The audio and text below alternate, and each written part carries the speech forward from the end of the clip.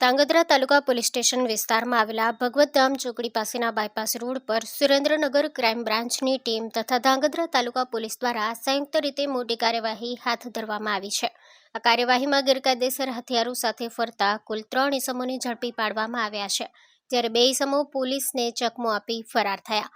બનાવમાં Fortuner car number GJ12BR3232માં સવાર સિકંદર જાન મોહમ્મદ જેડા તથા દીન મોહમ્મદ તાજ મોહમ્મદ ભટ્ટી બંને રહેવાસી માળિયા જિલ્લો મોરબી પાસેથી લાયસન્સ પરવાના વગરનું એક દેશી હાથ બનાવટનું લોખંડનું સિંગલ બેરલ કટ તમંચો તથા કાર્ટીજ નંગ 10 મળી આવતા બંનેને ઝડપી પાડવામાં આવ્યા છે. બીજા બનાવમાં કિયા સેલ્ટોસ કાર નંબર GJ36AJ0822માંથી દેશી હાથ બનાવટની 2 સિંગલ બેરલ મઝર લોડ બંદૂક તેમજ 1 ડબલ બેરલ મઝર લોડ બંદૂક મળી કુલ 3 ગેરકાયદેસર હથિયાર અને કાર્ટીજ નંગ 31 સાથે શમશેર જાકુબભાઈ જેડાને ઝડપી પાડવામાં આવ્યો છે.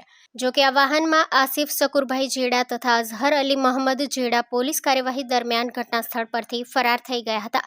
પકડાયેલા 3 આરોપીઓ સામે ધાંગધ્રા તાલુકા પોલીસ દ્વારા કાયદેસરની કાર્યવાહી હાથ ધરવામાં આવી છે અને વધુ તપાસ માટે આરોપીઓના રિમાન્ડ મેળવવામાં આવ્યા છે.